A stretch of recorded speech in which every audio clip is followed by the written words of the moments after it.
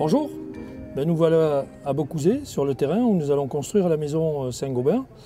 Et nous commençons par la mise en place du puits canadien dans le sous-sol de la maison. Pierre Caclin, qui est notre spécialiste, va vous expliquer tout ça dans les minutes qui viennent.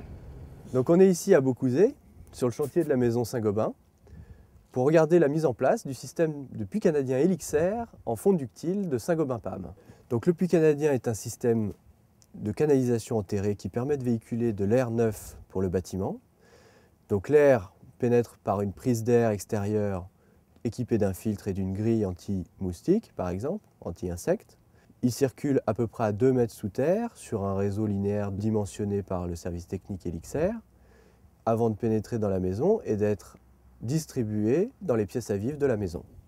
À 2 mètres sous terre, la température est à peu près constante, aux alentours de 13 degrés. Bon, en réalité, elle est autour de 6-7 degrés en hiver et autour de 15-16 degrés en été. Et donc le puits canadien profite de l'inertie thermique de la masse de terre qui entoure les tuyaux pour rafraîchir l'air neuf entrant en été et assurer le préchauffage de l'air en hiver. Donc dans un bâtiment bien isolé, les besoins en chauffage sont très restreints. Le puits canadien combiné avec une VMC double flux permet d'apporter presque le confort thermique l'hiver et en tout cas d'apporter la climatisation en été de manière certaine. Donc là, le premier tuyau vertical, celui qui est en diamètre 200, est à l'intérieur de la maison, au droit de la centrale de ventilation VMC double flux de la maison.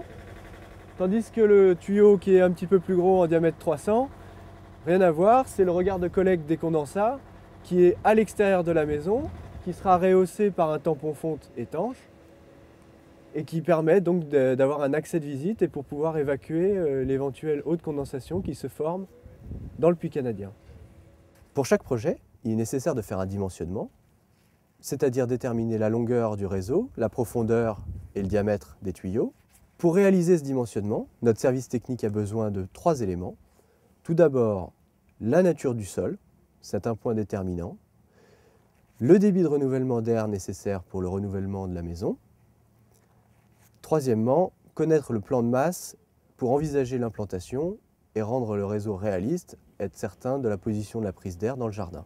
Ici, pour la maison Saint-Gobain à Beaucouzé, il a été dimensionné un réseau de 40 mètres linéaires en diamètre 200 mm, suffisant pour apporter 600 kWh de rafraîchissement en été et à peu près 800 kWh en préchauffage de l'air en hiver. Un point très important, c'est que le puits canadien doit avoir la même durée de vie que le bâtiment. C'est pour ça qu'on utilise des réseaux en fonte ductile. Donc la spécificité de la fonte ductile par rapport à la fonte grise, c'est sa capacité à se déformer et donc ne pas casser au contact de pierres par exemple ou d'un choc, ce qui permet d'avoir une flexibilité quand même assez intéressante pour un matériau qui est très résistant d'un point de vue mécanique. La résistance mécanique de la fonte permet d'envisager également la pose sous des arbres, sous de la végétation. Les jonctions sont d'une étanchéité parfaite qui permet d'envisager la pose dans une nappe aquifère, qui augmente d'ailleurs le rendement du puits canadien d'un point de vue énergétique. Donc c'est très bon. Sous un bâtiment également, sous des constructions, sous des parkings, sous des abords. Le terrain peut être normalement construit une fois que le puits canadien est installé. La prochaine étape, c'est les travaux de maçonnerie. À très bientôt.